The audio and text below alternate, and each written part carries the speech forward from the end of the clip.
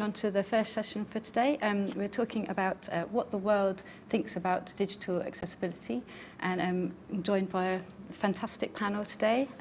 So we're also going to talk about the key findings of our digital attitudes to digital accessibility survey that we ran towards the end of September and early October this year. And the results of that are live as of today at 9 o'clock. So you can download those at abilitynet.org.uk/attitudes2022. And so we'll be exploring how accessibility is being addressed in organisations of all shapes and sizes. And just before we discuss those findings in more detail, I'd just like to panel to introduce yourselves briefly and provide a bit of background about your inclusion in digital accessibility. So if we could go to Deborah online to start with. Hello there, so I'm Deborah Green. I'm the CEO of UCISA, which is the professional body for IT practitioners in higher and further education. I'm joining remotely today. I'm a white female with mid-length brown hair, a ready smile, and as a she, hers. And then also moving on to Robin. Hey guys, I'm Robin Christopherson. I'm Head of Digital Inclusion at AbilityNet, and I've got a cold, so it's probably just as well that I'm remotely as well. I'm not sure about my description. I'm middle-aged, probably greying quite a lot, white, male, that's it I think. Thank you. Thank you.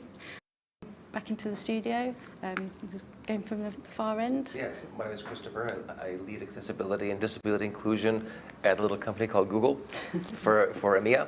And I'm a white male graying with glasses and a flowery shirt. So I'm Doug Silverstone. I'm from Tech Leaders Club. So we're a group of technology leaders who try and learn best practice from each other. I'm a white male, curly hair, glasses, and a growing grey beard, I think, as well. Hi, so I'm Pauline Green. I actually work at Intuit QuickBooks, but I also head up the BASDA Specialist Interest Group for Abilities with Addy, who works at AbilityNet, as my co-chair. I am a middle-aged white woman with a little bit of salt coming in the hair. And then Christine. Hi, I'm Christine Hemphill, the founder and managing director of Open Inclusion. Deborah, you and I must have had fashion advice today. I have a shirt very similar, small red flowers to Deborah, a middle-aged lady, and slightly curlier hair than usual today because it was raining on the way in.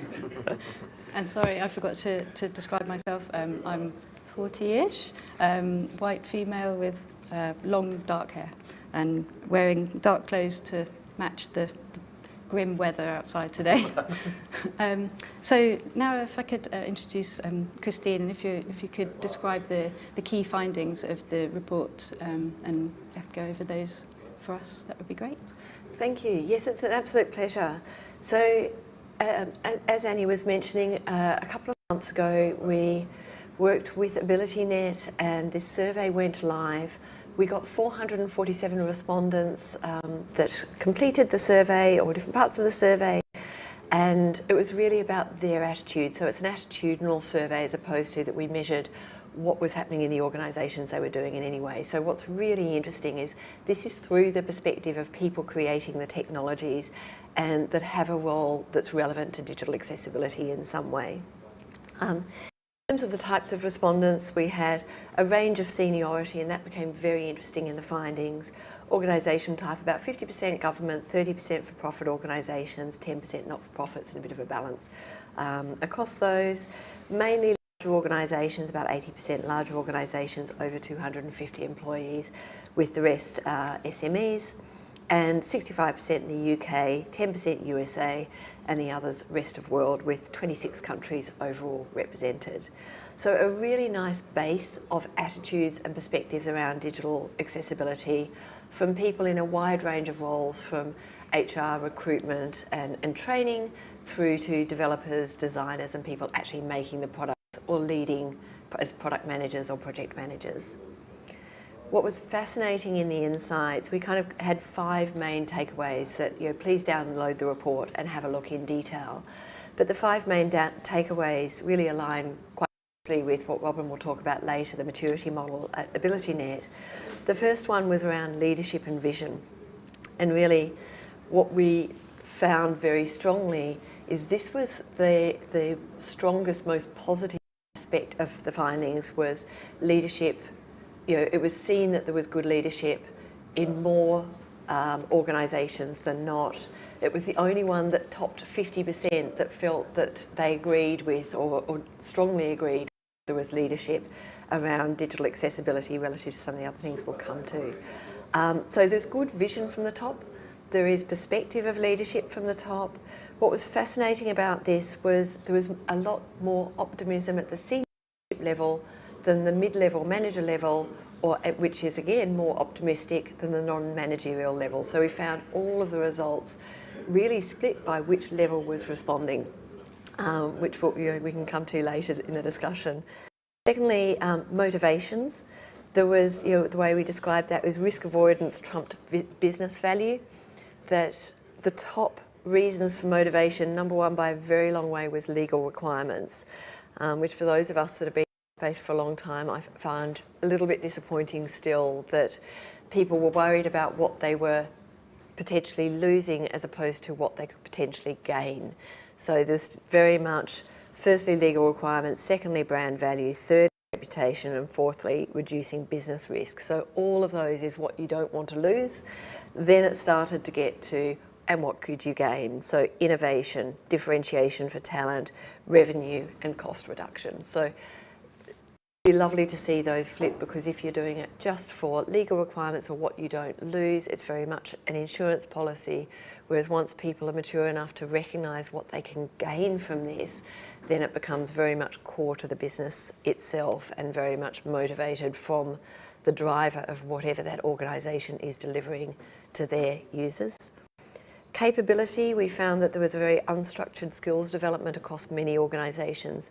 In fact, the next two, both capability and processes, we also found a really distinct split between organisations, well, between individuals. We don't know if it's between organisations, but we found that there was a greater split between particularly those that strongly agreed and those that strongly disagreed.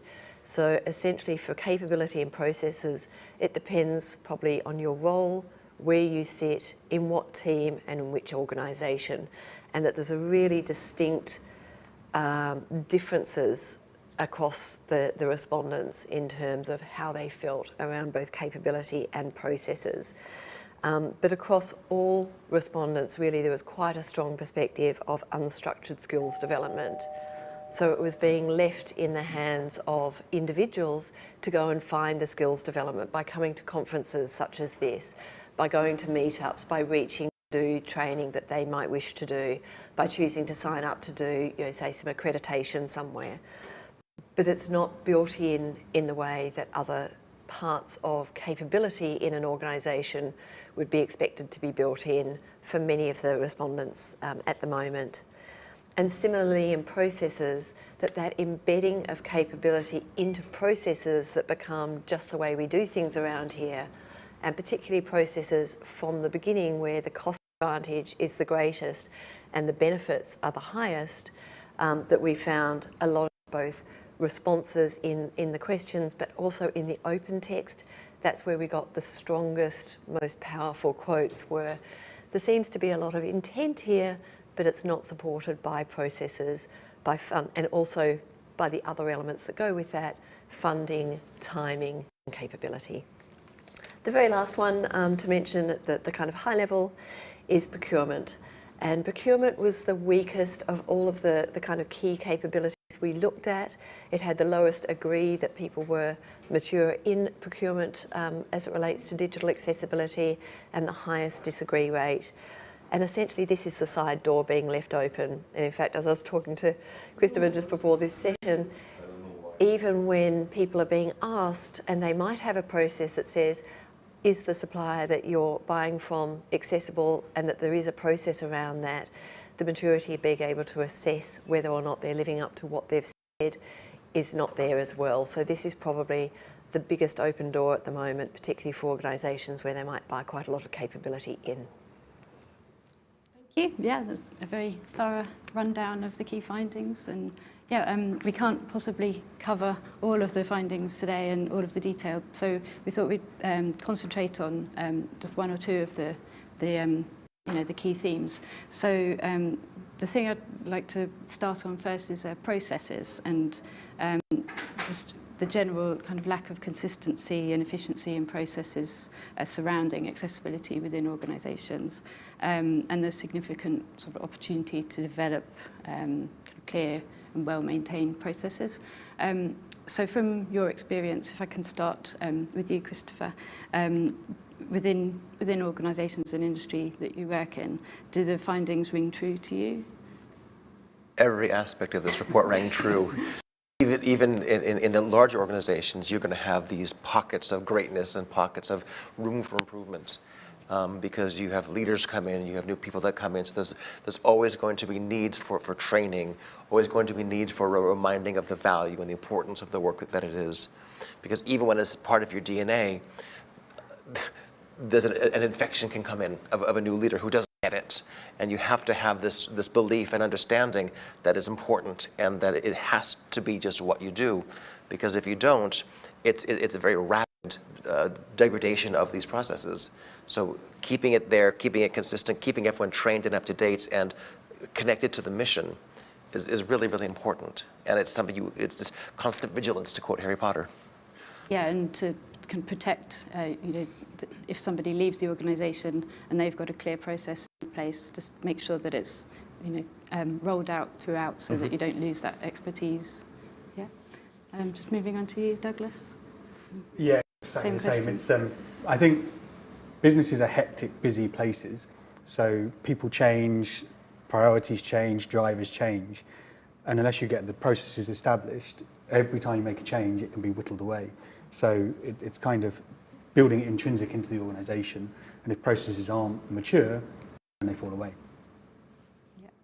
And so what approach can we take to embed accessibility in the project processes, and do you find the same thing, Pauline? Yeah, so obviously at Intuit, similar to Google, we have it sort of embedded in our culture. But when we're talking at BASDA, one of the things we're trying to do is encourage the sort of smaller businesses to get those processes in place and show them the benefits of what they will get. So a little bit what you were saying about, at the moment it's about the legal requirements and that. It's like turning that around and saying, what are the benefits? And getting these smaller businesses which service SMBs and individuals understand that they're missing an opportunity to increase their market share, bottom line obviously, but helping them understand that by getting these processes in place, it will help them and their business. And I think that, sometimes we lead with it's a legal requirement, and that unfortunately turns people off. So it's about showing the benefits of being accessible and inclusive, and how having that as part of your culture and processes then actually helps you as a business overall. So that's what we're trying to do at BASDA with AbilityNet, in bringing those goodnesses to the table so that people can start thinking about putting those processes in. And we have seen a sea change over the last couple of years, which is good. Do you have a particularly effective way of making those points? So one of the things I do believe is by showing and showing the advantages, because again, if you sort of talk, then people wander off. Hope they're not.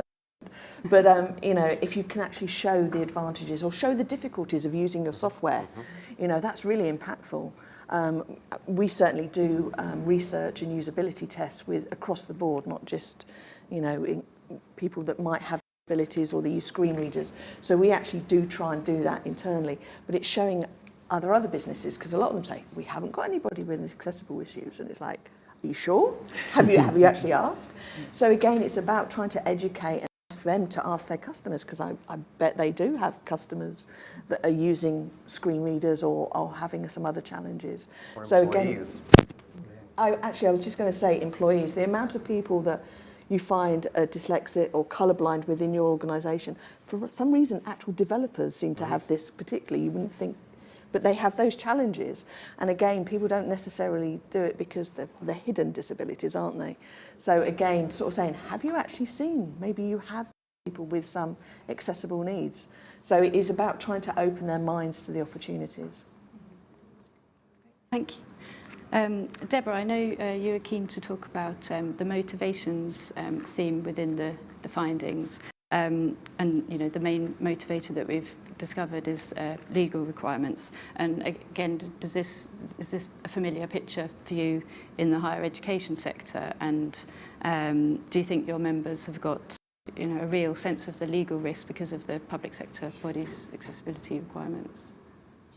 Certainly think that was the original motivation for members for really engaging with this agenda. I was very disappointed to see that phrase, risk avoidance trumps business value. Sadly, I do think it's true in an awful lot of organisations. And certainly for most of our members, so all the universities in the UK, the change in legislation was what first led me to contact AbilityNet and work with them to help make sure that they were compliant with that legislation. So it was a very strong motivator.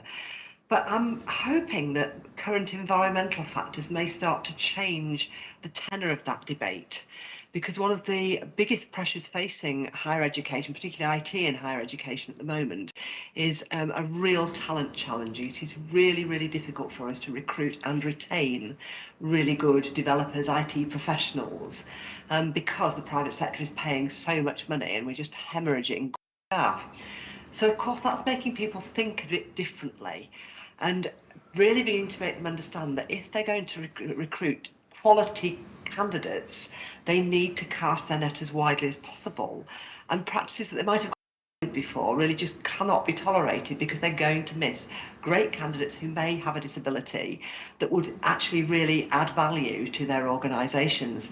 So I'm hoping that you never waste a good crisis, do you? The fact there's a good crisis coming along on this one, can we turn that into something which makes people understand the value? I loved the point made earlier about focusing on business benefits. There's a huge business benefit here of really solid, strong recruitment processes that will help to make sure that careers in IT are accessible to all.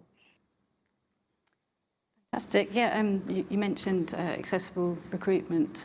Just to highlight that AbilityNet does have a fantastic course that you can find out about on our website. Just thought I'd drop that in there. And just also to mention, the report also tells us that the time and resources for accessibility is quite under allocated. So those people that are working on accessibility, the champions, are also managing heavy workloads and fitting it into their existing jobs as well. Worth mentioning. So just moving on to just bringing Robin back in to chat about some of the practical ideas for tackling some of the issues that the report raises, and to some suggestions about how you can build a roadmap of accessibility and improvements, and also if you could talk about the digital accessibility maturity model that the report is based on. Absolutely. I'll try not to cough. So embedding accessibility, that's what it's all about these days. For years at AbilityNet, we've been delivering services to clients in a reactive way. They would come to us, they had a website or an app that they want audited, or having diverse user testers look at it. And then they would go away, and the next time they would come back, there would be similar issues, and there hadn't been any knowledge transfer. And we really thought we wanted to address this. And obviously maturity models are very popular these days. There are a range of maturity models to address different aspects of a business's performance and strategy, etc. We have one called the Digital Accessibility Maturity Model, and it's a free download if you want to self-serve the process. If you just search for DAMM, D-A-M-M, on our website. We can also do a kind of a tutored version or a coached version where we facilitate the different steps in the process as well. And what is a maturity model? So it's basically bringing together all of the different areas where you need to shine a light to see whether things are as they should be. We've heard a lot of them from the other speakers already, but how do you know that you've got the full gamut of issues addressed, reviewed, optimized, etc.? Well, if you use a maturity model, then step through it and it will help you do that.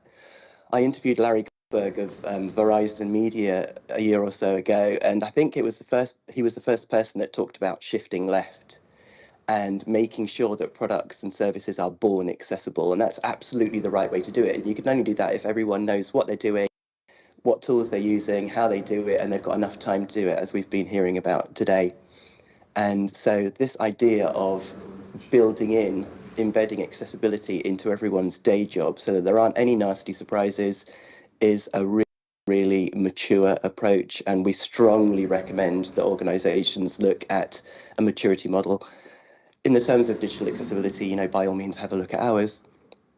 And I'm also going to finish off with a couple of practical tips for taking away, but we're going to briefly look at in the next few minutes what the maturity model looks like that we've put together.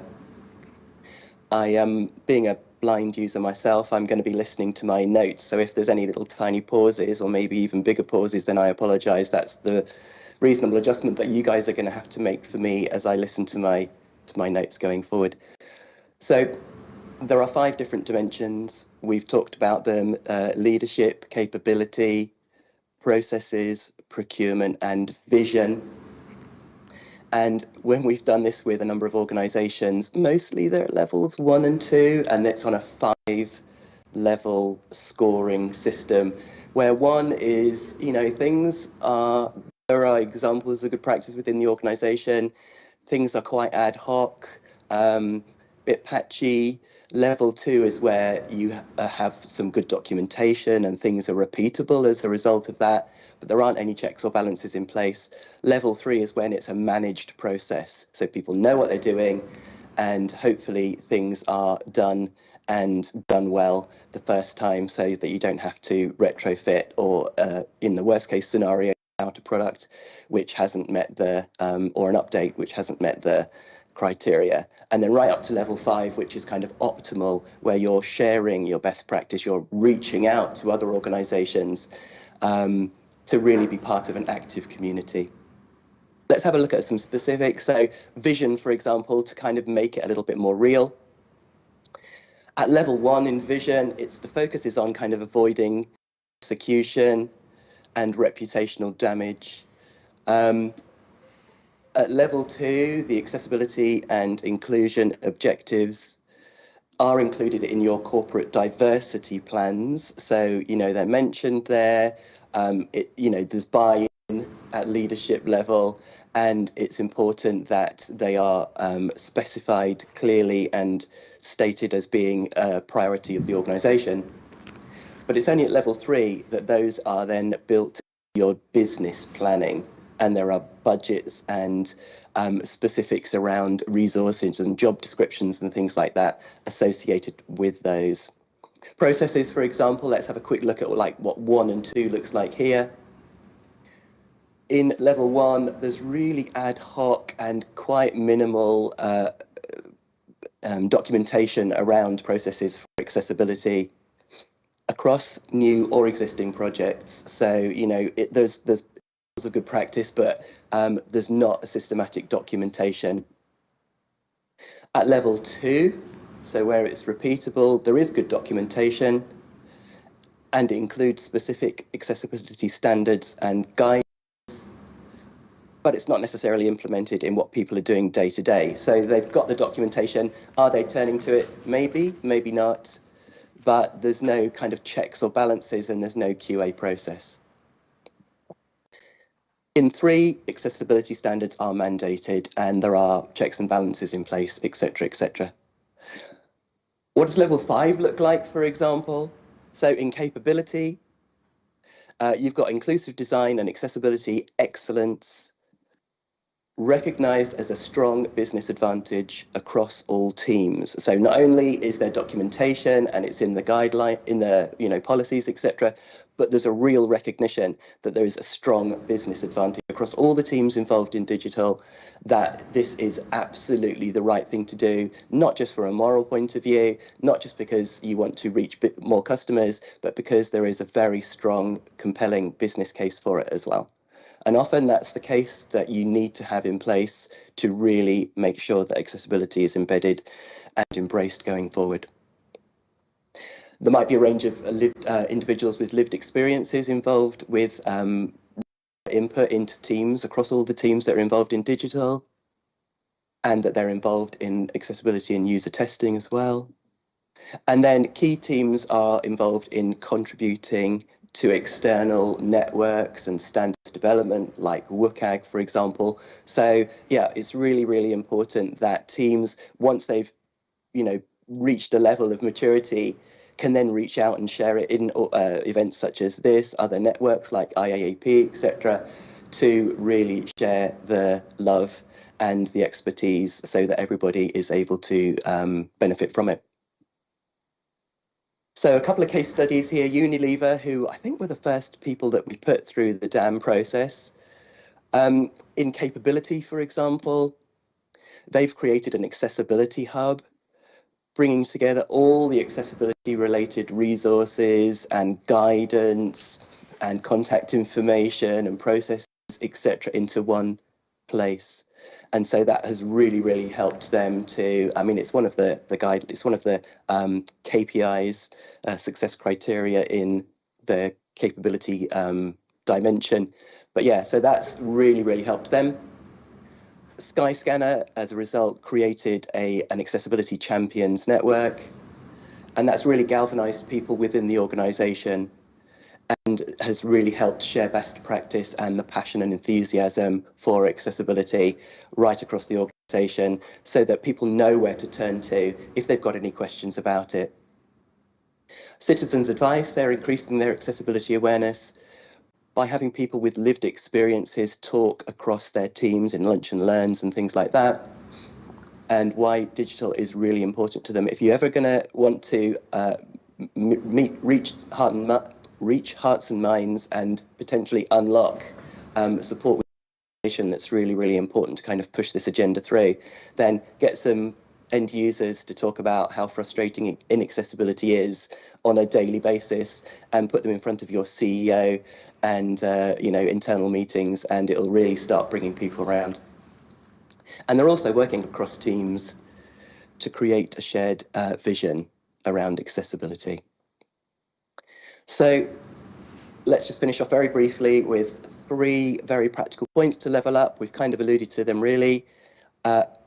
Create a champions network and an accessibility hub. They're so straightforward to do, and it will really galvanize people to action and enable them to know where to do for all aspects of digital inclusion.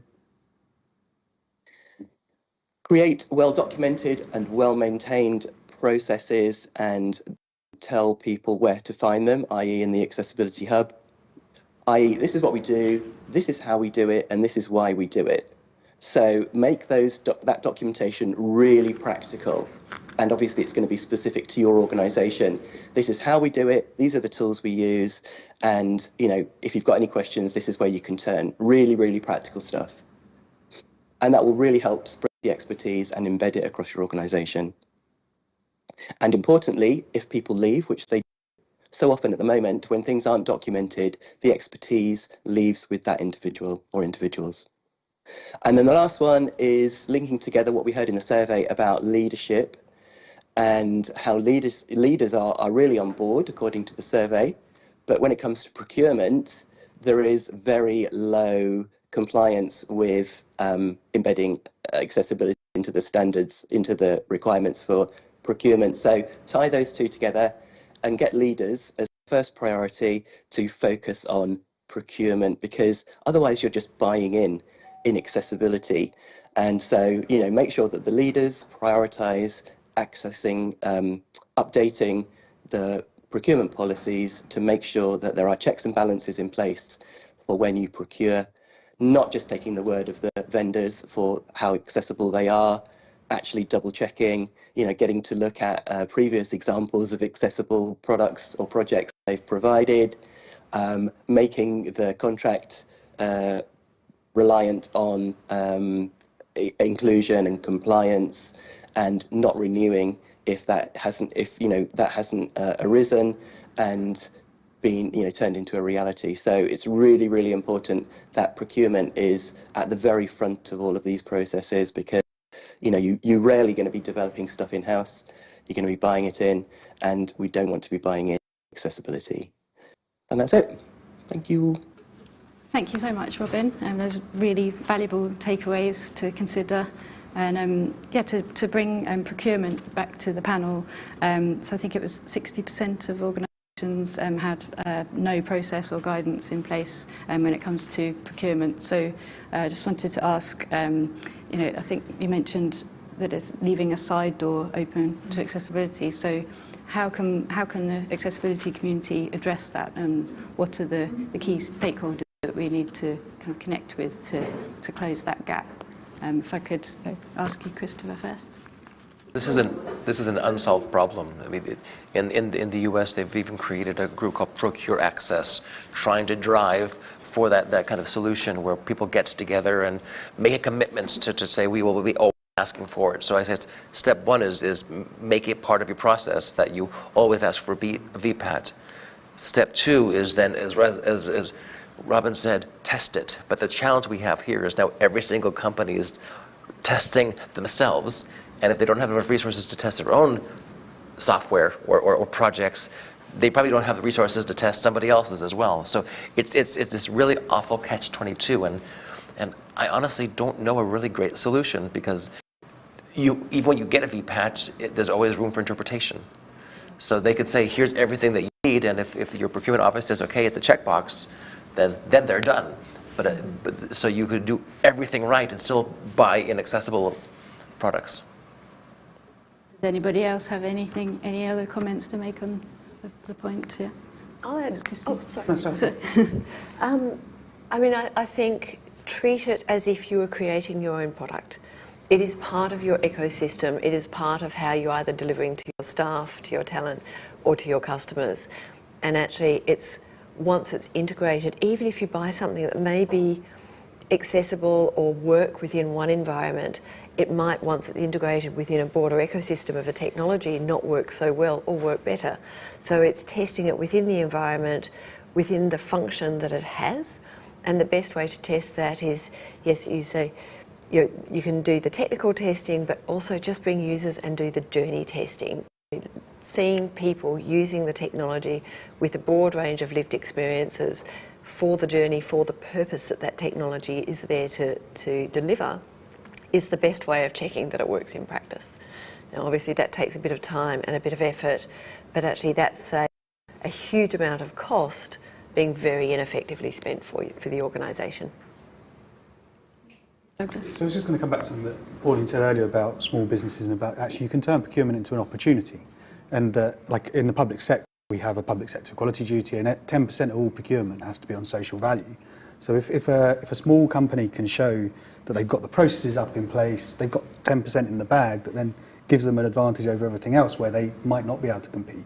So I think using that is one little sort of thin end of the wedge you can pick in, and then you can build it into your contract management part, and it becomes built into the product, and it becomes built into the process in the same way that we would for a developer. You just do it through the contract management process.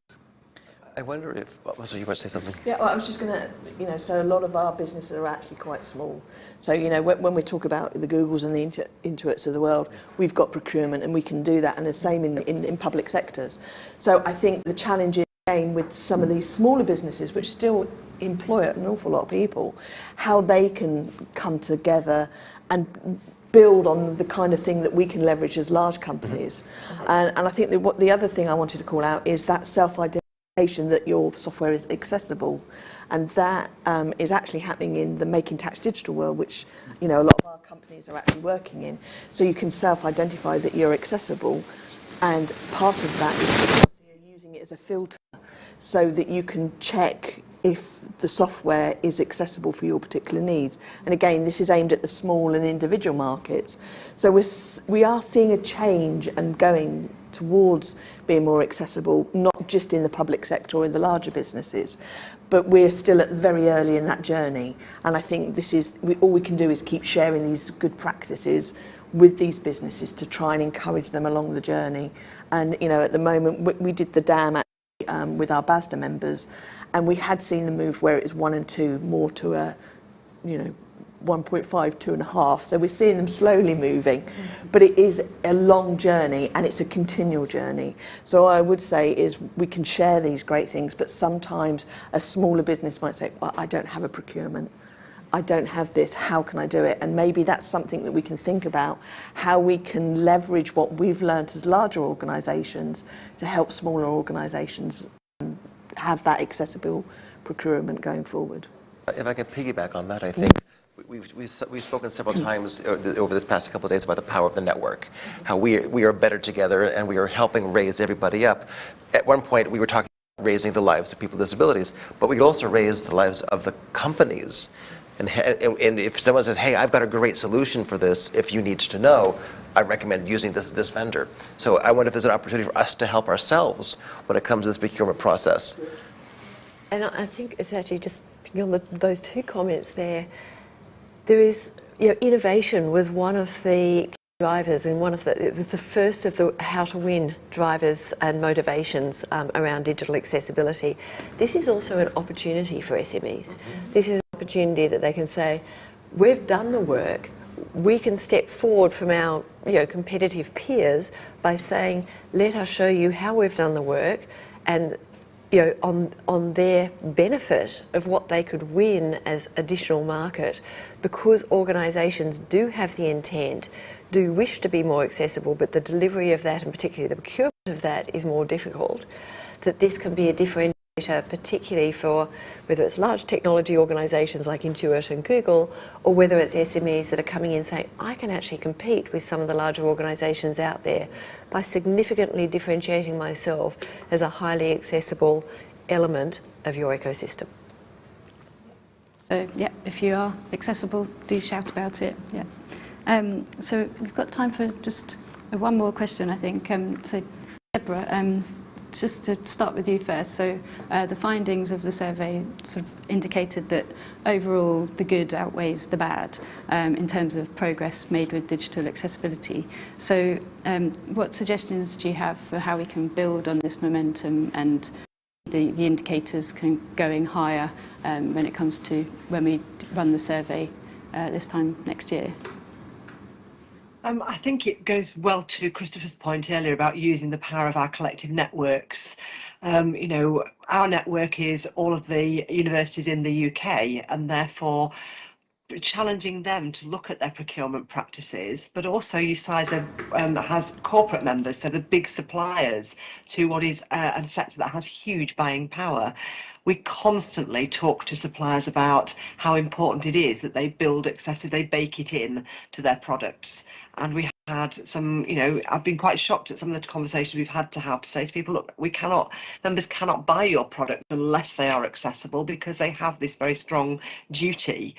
And it's been more of a fight than I would have liked to see. So I think we have to continue exerting the power of that buying power and our influence in making sure that we are not buying in that failure that you've talked about during the panel today, and to make sure our procurement teams and our user experience teams, huge teams in HE, really have this at the forefront of their agenda. And I'll certainly be offering to talk to AbilityNet about how our two user groups in those two areas can perhaps join with you to do our bit to further this objective.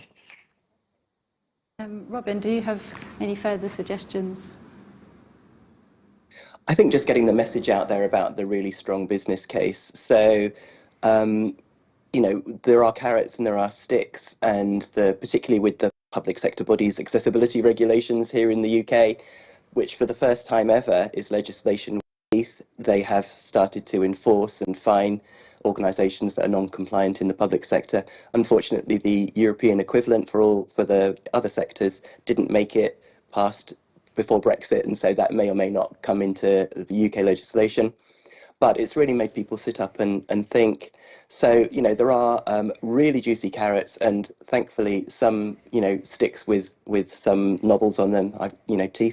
See, this is terrible, mixing metaphors here. But have a look on our website for the business case. We've got a nice sort of pamphlet or brochure that you can download and send to whoever you need to internally to help them appreciate that, it's a win-win. And hopefully that will help get buy-in internally and get wheels moving. Thank you. And yeah, you can download a lot of those resources from the expo area within Hopin. So if you visit the AbilityNet booth, you can find those there. Does anybody else have any final thoughts on the point about how we can build on the momentum in the following year for making accessibility improvements? I'm happy to add one. I think there was a really positive strength in the fact that we had significant difference across seniority in respondents. I think there's a risk here too. So let's just kind of put it in quite bluntly in its two sides. Leaders think they're doing better than they are. So I think there is an amazing opportunity here, and we were just talking about it beforehand. There's a question, is this a lead indicator? Have the leadership moved further forward than the organisation has yet caught up on? And so when we do this next year, we might see that actually that has started to translate into processes, into capability, into making the time, the space, the budgets, the ability for the organisation to deliver on that. That's my optimistic hope. There is probably a pessimistic side to this, which is, are leaders living outside of the reality of what's required, as Robin was outlining before, to move up the maturity from a level 1 or 2 where they might be today through to a level 3 and 4. And if they think they're already at 3 and 4 but they're actually at 1 or 2, how do we kind of shake them into the awareness and showcase where they actually are in terms of the delivery of their products and services today? So I think, someone was mentioning before, Robin, I think it was you, saying, the best way to get that energy into an organisation is just showcase people using your own technology and failing in it. Seeing that firsthand and then building the business case behind it. As you said, there's a very strong business case here, but showcasing that there is a lot more to be won than just losses to be avoided. And I think if we use this positive momentum we're seeing at leadership level to draw the organisation upwards, and also shake the leadership level a little bit in the reality of where they actually are, so that they have to actually embed time, resources and support downwards. There feels like there's a tension between these two, that by bringing them together, the organisations could mature and move forward quite quickly. Well, thank you very much to a fantastic panel. Thank you for joining us, and online as well. And enjoy the rest of TechShare Pro. And just a reminder, you can download the report at abilitynet.org.uk /attitudes 2022. So thanks again.